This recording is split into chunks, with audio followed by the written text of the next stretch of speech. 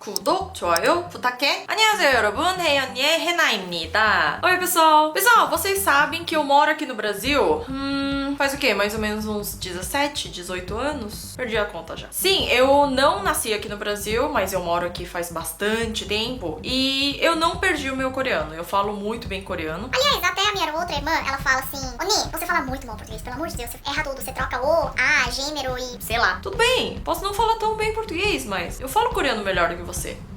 Voltando ao assunto, quando a gente tinha recém-chegado aqui no Brasil, nós morávamos numa cidade que não tinha coreanos além da gente e teria sido muito fácil a gente esquecer o coreano. Só que meu pai foi uma pessoa que insistiu muito pra gente manter esse negócio de origem, né? E nesses casos, normalmente, outras famílias coreanas ou até de imigrantes insistem com que os seus filhos falem português dentro de casa também pra que possam aprender mais rápido. Porque eu não vim assim muito bebê, eu vim já numa idade, eu vim começando na 7ª série, assim. Então, querendo ou não, o nosso foco era pra eu aprender logo português. Só que meu pai insistiu pra gente manter a nossa origem e ele falou, não, dentro de casa todo mundo vai falar apenas coreano. E na época eu achava isso um saco, porque a partir de um momento eu me acostumei tanto com português que até dentro de casa eu falava muito em português. E meu pai brigava comigo. Na época eu ficava bem chateada, assim, ele até levava, eu levava até umas palmadas, assim, do meu pai pegava régua, sei lá, e batia na minha palma, assim, e na época eu não brigava, né, eu ficava muito chateada com isso, mas hoje em dia eu agradeço muito a ele por isso, porque se não fosse esse tipo de educação, a insistência do meu pai, eu estaria falando coreano zero hoje em dia, certo? E não estaria nem com um canal maravilhoso, com pessoas maravilhosas assim, pra ensinar um pouquinho do que eu aprendi. E junto a isso, eu vou falar pra vocês mais alguns hábitos coreanos que eu não consegui perder mesmo depois de tanto tempo morando aqui no Brasil.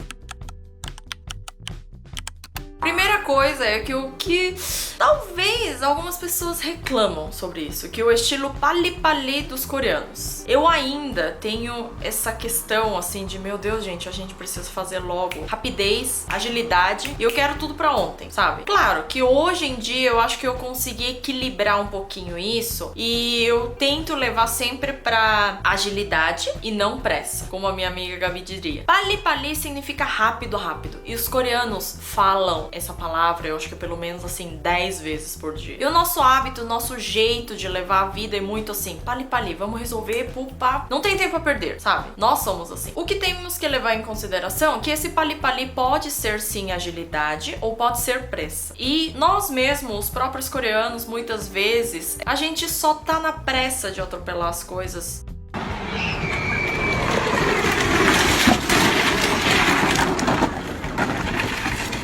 Claro, a gente faz isso achando que é agilidade, mas muitas vezes acaba não sendo. Mas, não que os coreanos sempre tendam, né, o pali-pali pra pressa, mas muitas vezes a gente tem essa parte da agilidade também. Tem até uma piada hoje em dia que a gente fala que não é à toa que, sabe aquele número, assim, nacional, pra você fazer ligações internacionais? Lá na Coreia é pal-i, que é 82. E quando a gente pronuncia rápido o número em coreano, fica pali, né? Não exatamente isso, mas fica pari, que é bem parecida com a pronúncia de pali. Então os coreanos até falam, gente, não é à toa que o nosso número é 82. Outro hábito que eu ainda continuo na minha casa é tirar o sapato dentro de casa. Nós coreanos não usamos, é muito difícil você achar alguma casa coreana que ainda fique de sapatos dentro de casa.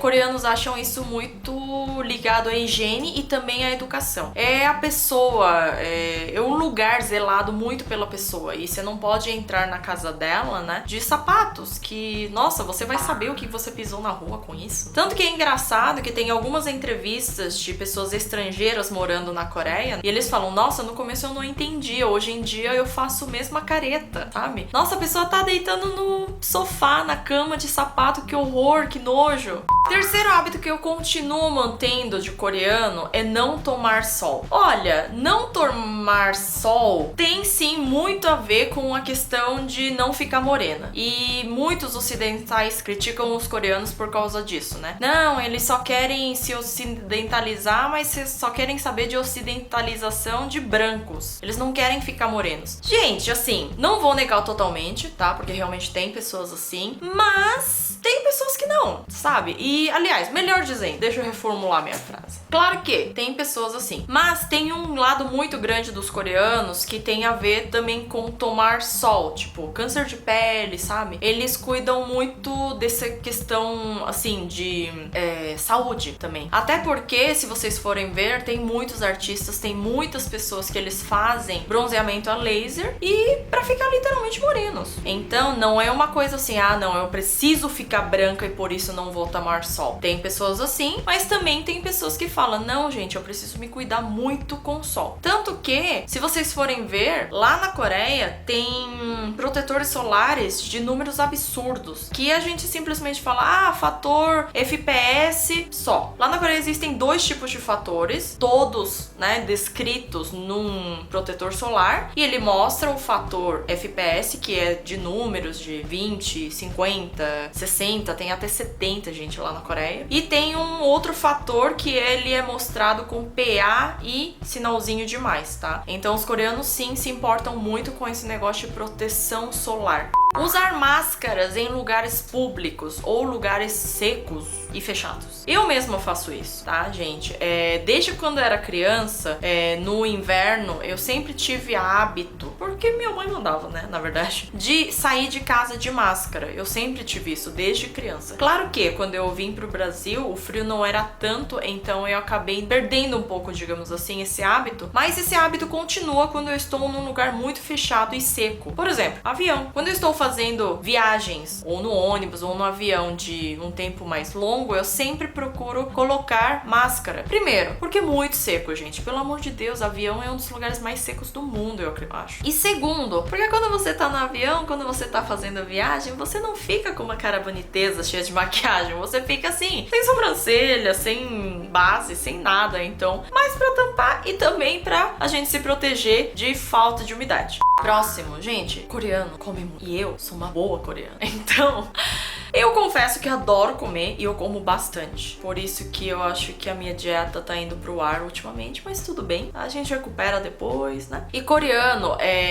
tem prazer em comer. A gente procura lugares pra ir comer. A gente procura lugares longes e se a pessoa falar, não, esse lugar é gostoso, a gente vai. Pode ser 2 horas, 3 horas de viagem só pra você visitar o restaurante, mas a gente vai. Se o restaurante fica mais famoso, começa a fazer fila e eles começam a tirar a reserva, o sistema de reserva. Ou seja, você não pode fazer reserva. E em alguns tipos de restaurantes, a gente espera 1 hora, 2 horas na rua, até 10, 17 horas em lugares muito famosos. Gente, isso é real, oficial. Tem alguns restaurantes que os blogueiros ou as pessoas postam nas redes sociais que a pessoa fala, eu comi esse prato depois de 17 horas de espera. E não é mentira. Da última vez que eu fui pra Coreia, eu saí com um amigo meu e ele falou, nossa, Nuna, o que você quer comer? Daí eu falei, olha, eu tinha um prato assim que eu queria muito comer, que é makchang gopchang. Ele falou, não, eu vou procurar um lugar muito top e daí a gente vai. Ele falou, olha, mas é um lugar muito famoso, então tem uma filinha de espera, tudo bem? Eu falei, tudo bem, estando gostoso, tá ótimo.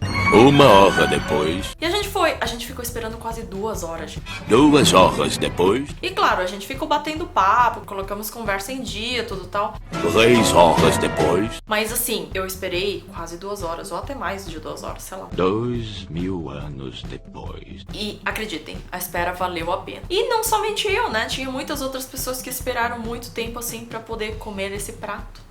Próximo. Coreanos adoram, mas gostam muito de pimenta. Gostam daquela sensação de boca amolecida, amortecida. E até fala, às vezes, né, que a gente tem uma dose de pimenta sagrada. E quando você come pimenta, não sei vocês, mas os coreanos têm aquela sensação de que o seu estresse meio que acaba, sabe? Então, os coreanos, muitas pessoas, nem todos. Eu sou, pessoalmente, uma pessoa que gosto de pimenta, mas não tão forte. Confesso que, para os coreanos, eu sou uma fracote. Mas quando naquele dia que a gente tá um pouquinho mais estressada e tal, e você come aquela comida apimentada, parece que o teu estresse assim acaba, sabe? Não sei se cientificamente realmente isso tem a ver alguma coisa com outra, mas hábitos, né? E esses foram alguns dos hábitos que os coreanos têm e eu, como coreana, eu não consegui me livrar delas, continuo tendo até hoje. Eu espero que vocês tenham gostado desse vídeo, tá? Tirado um pouquinho de curiosidade mais sobre a Coreia, que vocês tenham conseguido se aproximar um pouquinho mais da Coreia. E é isso.